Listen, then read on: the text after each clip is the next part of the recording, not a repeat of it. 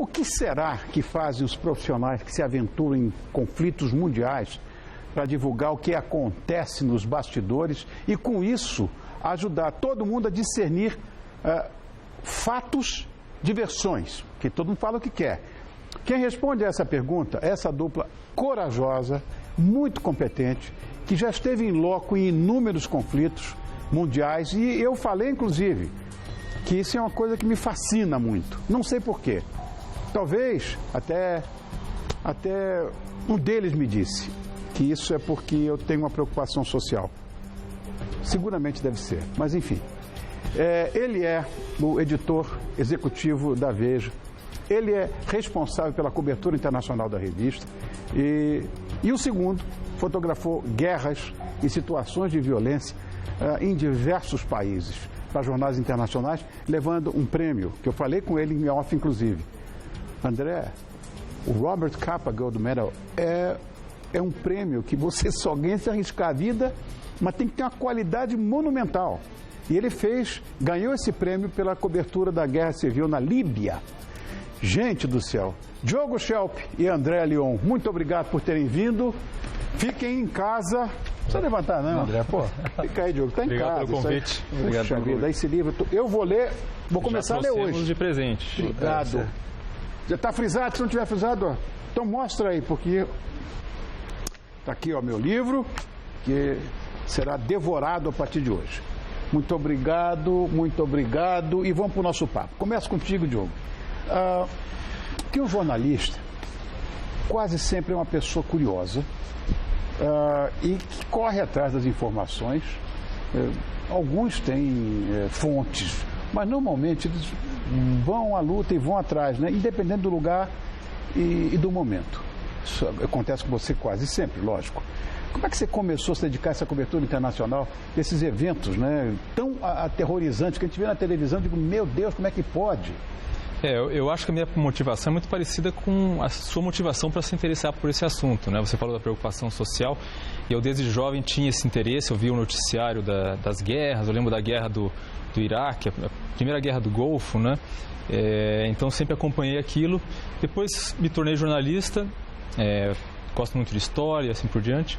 E ao enveredar pelo jornalismo internacional, você acaba, em algum momento, tendo que ter contato com cobertura de guerra, ainda que isso não seja, por exemplo, o que eu mais fiz na minha carreira, né? Estive em algumas áreas de conflito, mas já fiz todo tipo de cobertura, área econômica e assim por diante, né? E você falou uma coisa interessante, a coisa de não ter fontes. Quando você faz reportagens sobre política brasileira, por exemplo, é muito mais fácil você ter fontes, você tem contato diário, o jornalista tem contato diário, né? Agora, no jornalismo internacional é muito mais difícil. Então, quando o André ou eu, ou algum dos meus repórteres, por exemplo, vão a uma área internacional, você tem que fazer tudo do zero, né? Você tem que fazer os contatos do zero, praticamente. Deve ser um terror isso. E então se junta a questão do risco, né, que você falou. Isso é. Agora, André, no seu caso, fotografia. Aí é mais forte ainda, porque você tem que fazer com que as pessoas vejam o tal negócio. A imagem, às vezes, fala muito mais forte, né? Mas as pessoas vão ver com os seus olhos, né? Aquilo que você está passando. Ou seja, e sempre nesses lugares onde os conflitos são recorrentes. Então, vira até lugar comum para eles. Mas para nós aqui é uma coisa horrível. Eu vou dizer, eu poderia até ter talento para isso, mas não tenho nenhuma vocação, não. Eu não tenho, não. Como é que surgiu esse interesse por esse trabalho? Eu acho que surgiu da minha própria história, né, em Botucatu, né? Acho que, como o Diogo, eu também tinha bastante interesse por questões sociais e também venho de uma família com bastante pobre e num lugar bastante discriminado, né? E isso me incomodava muito, né? E eu fui viver na Noruega depois, vivi 20 anos na Noruega. Uau! E aí lá na Noruega é que eu falei assim, agora eu vou ser fotógrafo, né? E então acho que o contraste entre ter crescido num lugar bastante precário no interior do estado de São Paulo, né? No momento que o Brasil, nos anos 80, o Brasil era bastante difícil, né? Então eu ainda não tinha consciência política, mas eu estava vivo o suficiente para sofrer os efeitos daquele momento. E depois viver num país como a Noruega, foi um choque cultural muito grande. Meu pai serviu lá, teve missão lá, em Oslo. Pô, Não dá para comparar. Mal comparando, pelo amor de Deus, eu amo meu país, mas seria como você comparar o Brasil com uma república de bananas, ou a Banânia, como está muita gente chamando agora. Então, e esse contraste, eu tinha um amigo, né, na Noruega que 20 anos? Quase 20 anos, né? Eu sou cidadão norueguês também. Parabéns. E aí... Então você, pelo que eu estou vendo no seu braço, você é um refugiado norueguês. Então, isso daqui começa com a história de um amigo da Somália, que morava na Noruega, e nós fomos juntos para a Somália. Né, Aquela parte do chifre da África, aquilo ali é um filme de terror também. E ele foi assassinado, né? Depois. E aí eu peguei, e aí vinha na minha cabeça, por que ele era refugiado e eu imigrante, né? E aí então, quando nós conversávamos, muito do passado dele era muito similar ao meu, né? E aí então eu fiz essa tatuagem de refugiado, em homenagem a ele. Né?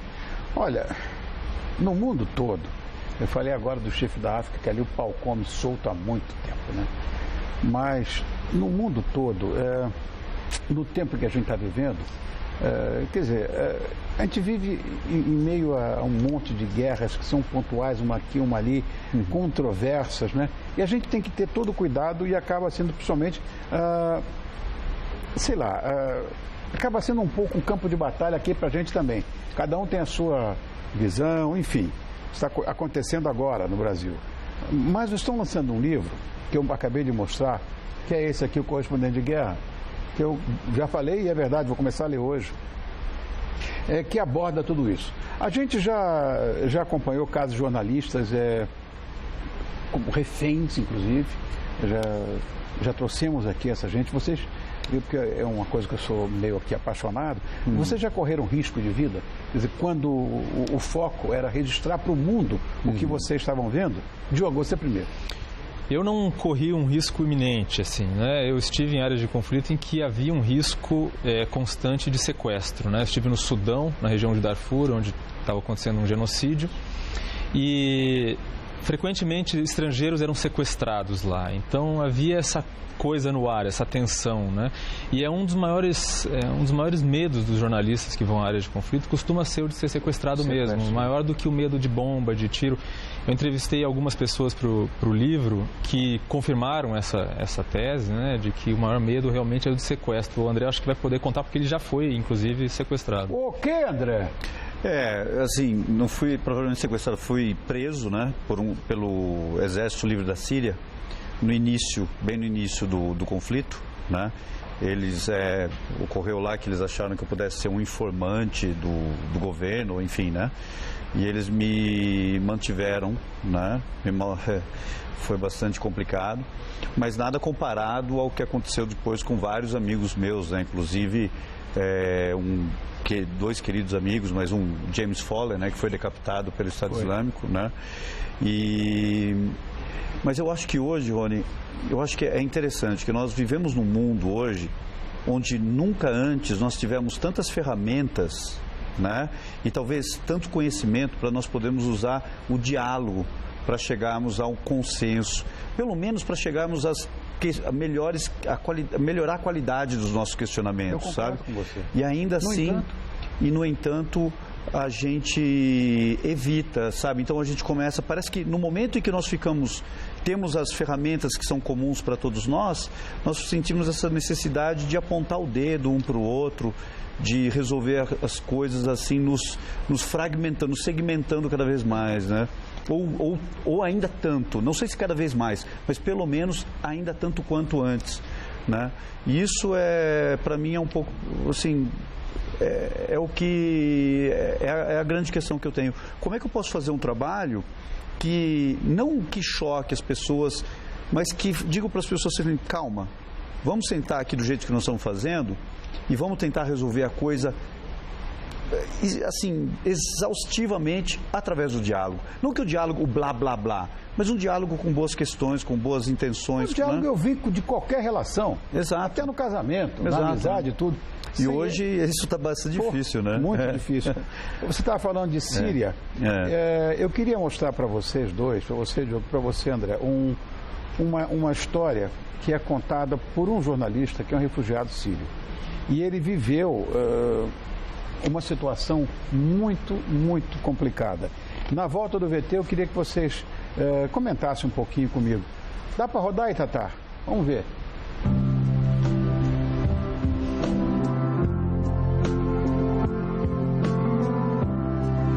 Meu nome é Nauras, eu sírio. Eu estudei jornalismo na Síria, mas eu não trabalhei jornalista. Eu trabalhei no aeroporto de Damasco, na Duty Free. Eu estava supervisor 7 anos.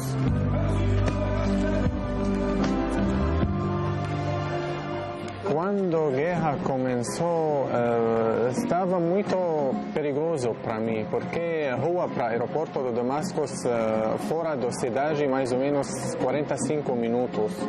E lá tem muitos terroristas.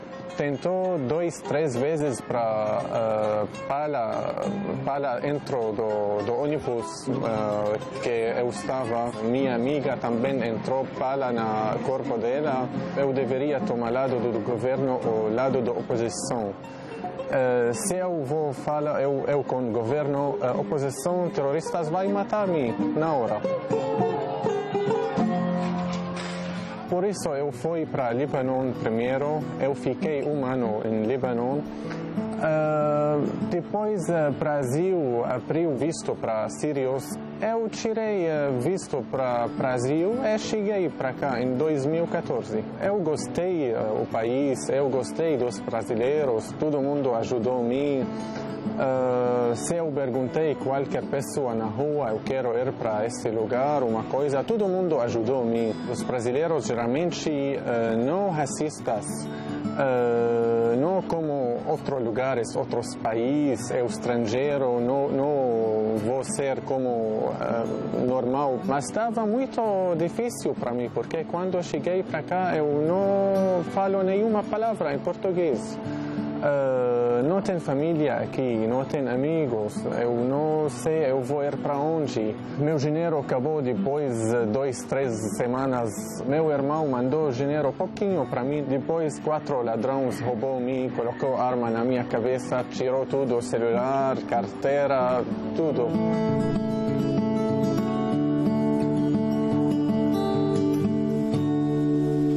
Eu trabalhei na empresa de roupa para separar roupa, tamanho PMG, GG. Eu fiquei 6 meses, mas estava muito ruim para mim, porque 7 anos eu supervisor, eu tenho meu carro, minha casa, família. Quando trabalhei na armazém, tem bastante ratos.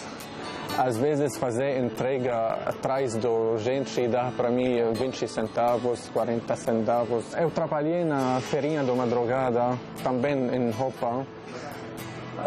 Mas também, infelizmente, ladrões roubou-me de novo.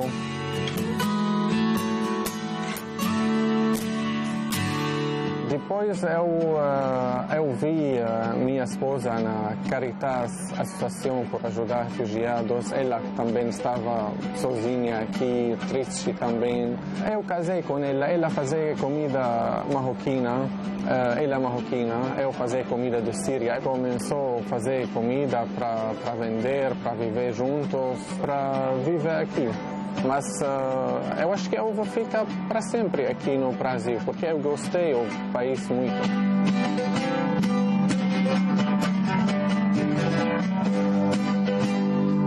Mais 3 anos eu não vi meu pai, minha mãe, meus amigos, mas cada dia mais ou menos eu falo com a minha família, chora pouquinho, minha mãe chora pouquinho. Eu tenho saudade, claro. Para eles, melhor para ficar fora do país, porque é perigoso lá muito para mim. Tem explosão, tem terroristas, tem guerra, tem guerra.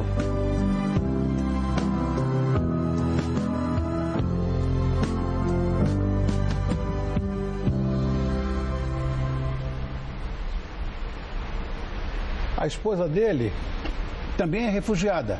Sim. Ela é marroquina também, é refugiada. Agora você vê, o cara é corajoso, né? Porque eu não conheço uma única pessoa no Brasil que não tenha sido assaltada ainda. Uma. Eu não fui ainda. Você não foi? Você não é brasileiro, passou você é 20 anos norueguês. fora, né? Eu não fui. Você é norueguês, pô. Eu não fui assaltado. Eu achei interessante essa história, Rony, porque mostra como é difícil para essas pessoas decidirem sair do país delas. É muito comum a gente ver quando se fala, por exemplo, da Europa, para onde está ainda a maior onda de refugiados, Sim. né? Inclusive sírios. Inclusive sírios, principalmente sírios, né?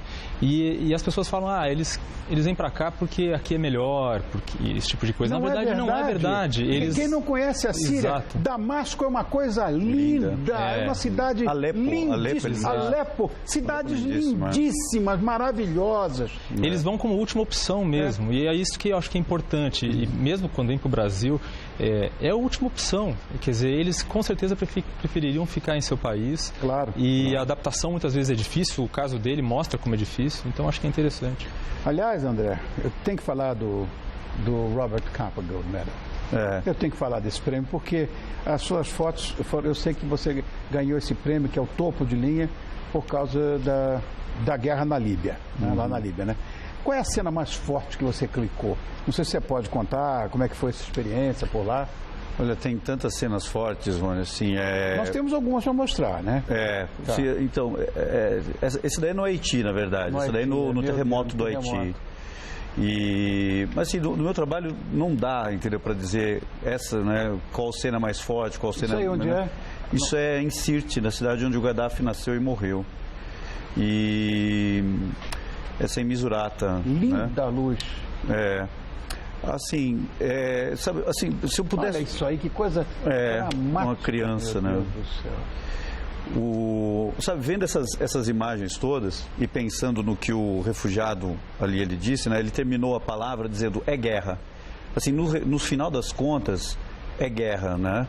Eu acho que é interessante nós pensarmos hoje, né? Eu acho que o Brasil, nós estamos passando por um momento em que, por exemplo, a Síria, a Líbia, o Egito, enfim, né, todos esses países, inclusive o Brasil, tiveram esses levantes, as pessoas genuinamente querendo mais liberdade, né? Mas no final das contas, todos esses países acabaram se encontrando em situações onde o conservadorismo, né, se sobressaiu tanto, como por exemplo no Estado Islâmico, na Síria, até o Egito, né? Aqui no Brasil tem um movimento conservador e essa briga toda, né? Então acho que vale a pena nós pensarmos hoje, né? De que forma é que nós vamos genuinamente desejar mais liberdade, desejar mais responsabilidade pela liberdade que nós venhamos a adquirir, porque esse processo vai levar a isso, eu acredito que vai levar a isso, né? Porque senão a gente vai, sabe, essa coisa como ele define tudo, define as minhas fotos também, é guerra. E guerra é um ponto de não retorno, sabe?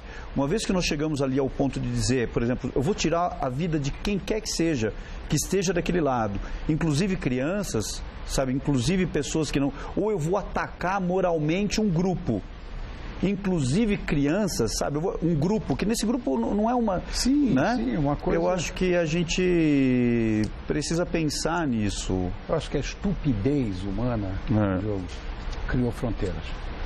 A estupidez humana. Se existe, sei lá, até nem acredito muito nisso, se existir algum alienígena que vem aqui, ele vai perguntar, ou vai pedir, take me to your leader. Quem é, né? Quem é, né? André, obrigado por ter Obrigado vindo. pelo convite. Obrigado a você também, Diogo. Falou pouco, Diogo, mas falou concisamente. Obrigado pelo convite. Obrigado, Diogo Schelp, jornalista, e o fotógrafo André Leon. E pode ter certeza, esse livro, vamos mostrar de novo o livro? Esse livro que está na tela, esse aí, que eu vou começar a ler agora, Correspondente de Guerra. Obrigado a vocês.